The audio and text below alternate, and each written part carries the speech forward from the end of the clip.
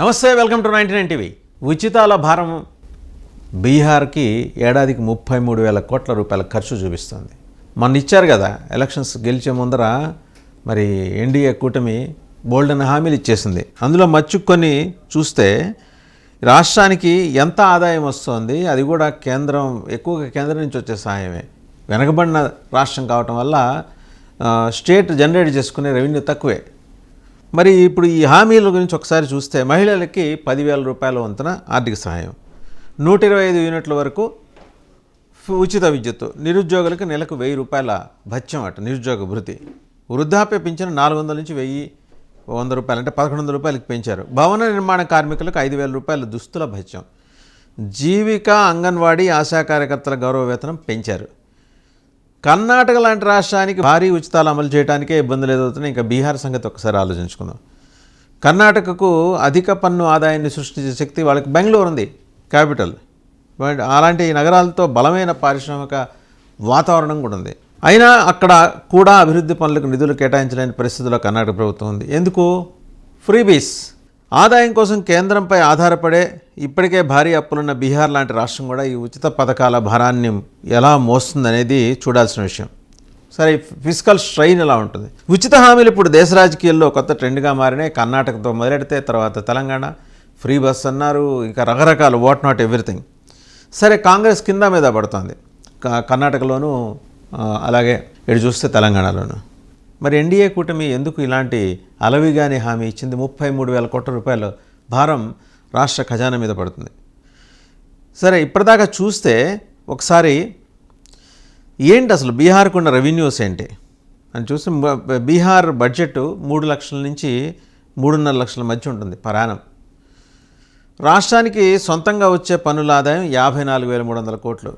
Imagine, మనం దాంట్లో 33,000 కోట్ల రూపాయలు ఉచితాలకు ఇచ్చేస్తే ఎంత ఉంటుంది? 11,000, అరౌండ్ 11,000 crores ఉంటుంది. రాష్ట్రం సొంతంగా సంపాదించే పనుల్లో దాదాపు 60%తో సమానం అన్నమాట ఇది. ఇంత పెద్ద మొత్తాన్ని ఉచితాలకి ఫ్రీబీస్కి ఇచ్చేస్తే ఇక అభివృద్ధి పనులకి ఏంటి పరిస్థితి? ఇప్పటికీ ఎంత అప్పులు ఉన్నాయి? రాష్ట్ర ఆర్థిక వ్యవస్థకు దీర్ఘకాలిక అభివృద్ధికి మూలధన వ్యయం చాలా ముఖ్యం. అంటే క్యాపిటల్ ఉండాలి. ఆ క్యాపిటల్కే ఎసరు పెట్టేలాగా ఫ్రీబీస్కి సంబంధించిన వ్యయం తీసుకుంటే ఇమాజిన్ అని చెప్పేసి ఫైనాన్షియల్ ఎక్స్పర్ట్స్ అంటున్నారు. ఇది అంత మంచి ఆరోగ్యకరమైన విధానం అయితే కాదు ఫ్రీబీస్ అనేది. రోడ్లు, వంతెనలు, ఆసుపత్రులు, విద్యుత్ కేంద్రాలు లాంటి మౌలిక సదుపాయాల కల్పనకు ప్రభుత్వం పెట్టే ఖర్చు అన్నమాట ఈ క్యాపిటల్ మూలధనం అంటే. బీహార్లో ఉచిత పదాలకు కేటాయించిన మొత్తం దీంతో సమానం అవుతుంది. మరి ఉచితాలకు పంపిస్తే రోడ్లు, హాస్పిటల్స్ అండ్ పవర్ సెంటర్స్ ఇవన్నీ ఎవరు నడుపుతారు? ఈ పవర్ జనరేషన్ సెంటర్స్ ఇవన్నీ ఎవరు నడుపుతారు? మొత్తం ప్రభుత్వ మూలధన వ్యయంలో ఇది 80% ఉంటుంది. పన్నుల్లో 60%, మూలధన వ్యయంలో 80%. ఈ భారీ ఖర్చు వల్ల అభివృద్ధి పనులకు కేటాయించే నిధులకు కోత పడే అవకాశం ఉంటుంది. అభివృద్ధి కోసం ఖర్చు చేయాల్సిన డబ్బు ఉచితాల కోసం పోతే రాష్ట్ర ఆర్థిక వృద్ధి మందగిస్తుంది. ఇప్పటికే 4 లక్షల కోట్ల రూపాయల పైగా అప్పుడున్న బీహార్ రాష్ట్రం ఇలాంటి అలవిగాని హామీలని ఎలా తీరుస్తుంది? సరే, ఎలక్షన్స్ ముందరంటే ఇచ్చేసారు ఏదో 10,000 వంతున ఆదరాబాదరాగా. ఇప్పటి నుంచి 5 ఏళ్ళు మీదే కదా, ఎన్డీఏ కూటమిదే కదా. ఎక్కడి నుంచి తీసుకొస్తారు? మీరా సంపద సృష్టించడానికి? అది వెనకబడిన రాష్ట్రం. పోనీ సంపద సృష్టించడానికి ఎవడైనా వచ్చి మీరు ఇచ్చే రాయితీలు తీసుకుని వచ్చారంటే కిడ్నాపులు కొంత నయం. జంగిల్ రాజ్తో పోలిస్తే ఇప్పుడు నయం. లాలూ ప్రసాద్ యాదవ్ రెజిమ్తో పోలిస్తే ఇప్పుడు నయం. కిడ్నాపులు లేవు, కానీ నెలలా మామూళ్ళు ఇచ్చుకోవాల్సిన పరిస్థితి, లేదా వాటా ఇచ్చుకోవాల్సిన పరిస్థితి. షేర్లు అడిగేస్తున్నారు. దానికి తోడు దౌర్జన్యాలు మొత్తం తగ్గిపోయాయి నితీష్ కుమార్ ప్రభుత్వం అని చెప్పిన 80% తగ్గాయి. బట్ ఆ 20% కూడా గ్యారంటీ లేని చోట ఎందుకు వస్తారు ఎవరైనా? ఈ ప్రశ్నలు ఇప్పుడు చాలా బలంగా ఉత్పన్నమవుతున్నాయి. కాబట్టి ఇక్కడ గమనించాల్సిన విషయం ఏంటంటే, ఈ 33,000 crores పరాణం ఎక్కడి నుంచి తీసుకొస్తారు? ఇవాళ కంటే కేంద్రంలో మీ ప్రభుత్వం ఉంది. సరే, మళ్ళీ నెక్స్ట్ కూడా మీదే వస్తుంది అనుకుందాం. బట్ ఏటా ఇచ్చేయడానికి అక్కడ 2 ఇంజన్లు ఇక్కడ 2 ఇంజన్లు ఉన్నాయి. కాబట్టి మొత్తం 4 ఇంజన్ల డబ్బులు మొత్తం మీ వెల్ఫేర్ స్కీమ్స్కే పెట్టేస్తే డెవలప్మెంట్ యాక్టివిటీ ఏంటి? పవర్ జనరేషన్ కావచ్చు, రోడ్స్ అండ్ ఇన్ఫ్రా కావచ్చు, హాస్పిటల్స్ కావచ్చు, ఇంకా రకరకాల యాక్టివిటీస్ ఉంటాయి. ప్రభుత్వం అంటే కేవలం జనాల నుంచి ముక్కుపిండి పన్ను వసూలు చేయటమే కాదు, ఇంటర్న్ వాళ్ళకి కూడా ఏదో ఒకటి చేయాలిగా. దాంట్లో ఫ్రీబీస్ని ఎవరు వద్దంటల్లా. కన్నుపోయేంత కాటుకు పెట్టుకోవటం ఏంటి అని చెప్పేసి అడుగుతున్నారు. సో మరి ఆయనకి ఒక పేరుంది కదా, సుశాసన్ బాబు అని, పల్టీ మాస్టర్ అని ఆయన అంటే కిట్టన వాళ్ళు అంటుంటారు. తేపకి పల్టీలు కొట్టేస్తూ ఇక్కడి నుంచి అక్కడికి, అక్కడి నుంచి ఇక్కడికి స్విచ్ ఓవర్ అయిపోతుంటాడు ఆయన. కానీ మొన్న లెంపలేసుకుని బుద్ధి వచ్చింది, నేను ఎన్డీఏతోనే ఉంటానన్నాడు, ఉన్నాడు, గెలిచాడు.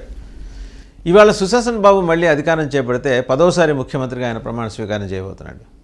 అధికారం చేపడితే ఈ లెక్కలన్నీ తీసుకెళ్ళి నేరుగా ప్రధానమంత్రి నరేంద్ర మోడీ గారి దగ్గర పెట్టాలి. అయ్యా, మనం ఎలక్షన్స్లో గెలవడానికి ఈ హామీలు ఇచ్చాం కదా, ఇప్పుడు వాళ్ళకి మరి ఇవ్వకపోతే మాత్రం జనం మన వెంబడి పడతారు అంటే, అందులో సుశాసన్ బాబు గారికి మాట అంటే మాటే, మడమ తిప్పరు. ఆయన ఓ మాట ఇస్తే ఆయన మీద అవినీతి ఆరోపణలు ఏం లేవు.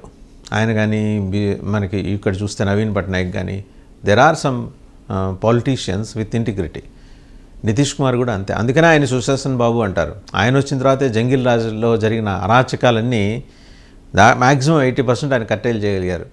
ఈ రౌడీ షీటర్లు, బ్యాడ్ ఎలిమెంట్స్ అందరినీ కూడా ఆయన రాజకీయాలకు దూరంగా నెట్టగలిగారు. అట్లీస్ట్ ఆయన పార్టీ ద్వారా కానీ, ఆయన ఎలియన్స్లో ఉన్న పార్టీల పార్ట్నర్స్ ద్వారా కానీ అలాంటి వాళ్ళు ఫీల్డ్ కావడానికి వీల్లేదని చెప్పేసి గట్టిగా ఒత్తిడి చేయగలిగారు. ఈరోజు పరిపూర్ణమైన మెజారిటీ 200+ వచ్చినప్పుడు మరి సుశాసన్ బాబు గారి దగ్గర ఉన్న ఫార్ములా ఏంటి? ఏమైనా మ్యాజిక్ వ్యాండ్ ఉందా? పోనీ ఏమన్నా పక్కన ఇతర రాష్ట్రాల్లో చూస్తే సంపద సృష్టించడానికి వాళ్ళు ఎంచుకున్న మార్గాలు మీకు ఏమైనా ఉన్నాయా? ఇవన్నీ రేపు పొద్దున అడుగుతుంది, ప్రతిపక్షం అడుగుతుంది. ప్రతిపక్షం 75 నుంచి 25కి పడిపోవచ్చు కాక, కానీ ప్రతిపక్షం ఆల్వేస్ ప్రతిపక్షం. సో వాళ్ళు అడుగుతారు, ప్రజలు అడుగుతారు. ఓకే, మీరు వెల్ఫేర్ స్కీమ్స్ కింద 33,000 crores ఖర్చు పెట్టండి, డెవలప్మెంట్కి ఎక్కడి నుంచి తీసుకొస్తారు అది కూడా చెప్పండి. సో నితీష్ కుమార్ గారు లేదా బీజేపీ కేంద్ర నాయకత్వం నితీష్ కుమార్ కాకుండా మరెవరినైనా ఎంచుకుంటే ముఖ్యమంత్రిగా వాళ్ళైనా సరే, వారైనా సరే ఈ ప్రశ్నలకు సమాధానం చెప్పి తీరాలి.